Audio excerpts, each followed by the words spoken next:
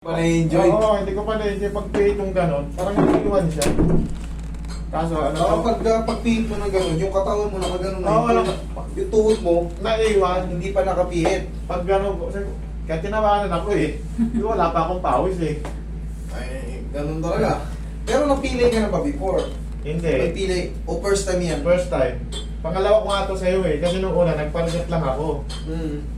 Nung December yun, no? O ngayon, kailan niya napilay? April pa po. Hindi, nag-message kasi Oo, ako dito, kasi- sarado kayo. Nagpasara nga. Ay, ito lang, April lang. Oo. Hmm. Yun, Okay. sarado kayo kasi. Yun yun Issue. yung... Hindi, tama rin naman yun eh. Alam nyo ganito yan. Turuan ko kayo ng diskarte sa mga mga napipilay. Ito ay sa akin lang. Para labas na yun. No? Sabihin nila, nagtuturo. Sa akin personal experience ko na na-encounter ko or sa sarili ko rin. Pagka kayo ay na-twisted knee, yung kagaya na kay sir, paglalaro pa lang siya, hindi pa niya na-enjoy. Pagpihit niya ng ganun, parang gumalaw, tapos napilay ka na. Huwag nyo kagad ipahilot. Pero kung dun kayo sa court, pero kung nandun pa lang sa court ha, kung mayroon dun marunong, pihitin na ron. Kasi isang sakit na lang. Di na Namula na. pa po yan eh. Yes po. Kaya ito na yung turo ko eh. Di nasa court pa lang, na-adjust na, mas maganda yung bandage lang. Pero kung kinabukasan, nakapag-antay na kayo ng kinabukasan, walang gumalaw, kinabukasan kasi magana yan. Oo. Kahit yung pahapon pa lang eh, pag lumilipas yung oras, mamamagana yan. Kaya nung pupunta kayo dito, useless din. Mas the best yan, pauupahin nyo muna ng 1 to 2 weeks. Tanggalin nyo muna yung sobrang swelling. Pag na yun, mas the best lang i-adjust. Okay? Kaysa naman, magang-maga, master, alam ko magaling ka, kaya mo yan. Useless pa rin yan. Maniwala kayo sa akin. Gagaan lang siya, pero mas malaki ang chance hindi ma-perfect. Kasi, konting hawak, masakit na agad eh. Yan, lumipas na ako. Di mas maganda yung Diyos eh. Huwag kayong matalanta, normal lang na mamamaga ang mapipilay. Normal lang. Eh, may isang buwan na siya, kaya ano Oo. na yan. At least, hindi na siya yung pag hinawakan.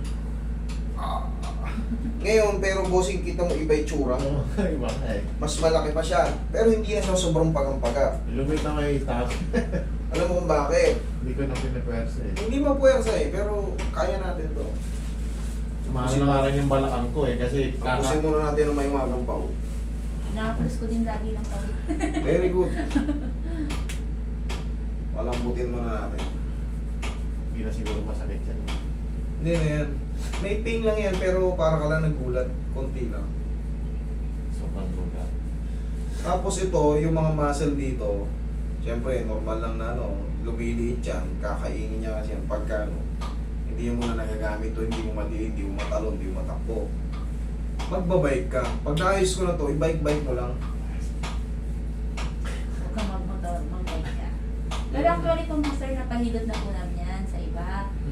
Yung time na ano, Nung time na sarado kayo. Oh, Pero ba yan? magano na eh. Tapos kinabukasan, medyo nag-okay. Kaso yun nga, may naiwan. Hindi pa nga yun. Mas lamang nga kasi hindi mapiperfect. Maniwala kayo sa akin. Maniwala kayo sa akin. Hindi siya kagad mapiperfect. Opo. Pagka kasagsaga ng pamamaga. Yun na, ano ko na ulit eh. Ang kagandahan lang nun, hihina yung pain. Oo nga daw. Pero malaki ang chance na hindi ma-perfect kasi nga, umuhupa pa yun, maaaring hindi ma-shoot ng maayos yung pinaka-joint. Pag na-twist, Pinaka-exercise na yung bola, ginagamit niya. hindi yun safe. Hindi yun safe. Dito rin. Parang tinwist mo na rin yung Para tuhod mo. decision siya. Siya na Yes, eh. nag-decide.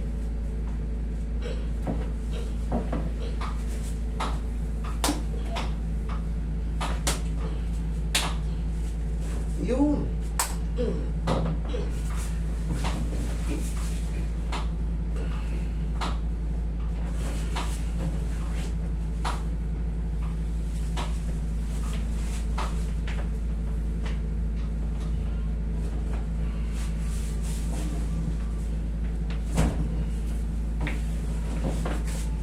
Oh, ang bandage. Ngayon, mas ano na to. Mas matibay na idein. Kasi hindi niya pinipersa ng tapak. Kasi nga, masakit. Sir, paano ko na yung balakang ko? Sige. Na, ano, nasama eh. No problem.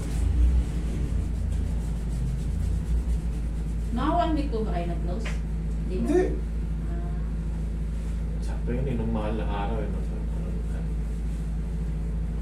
May mahal na araw talaga. Hindi, Gusto pagka mo mahal na respeto na lang din sa ano. Mahal na araw talaga yung close kami niyan. Bawalang hilot sa mahal na araw.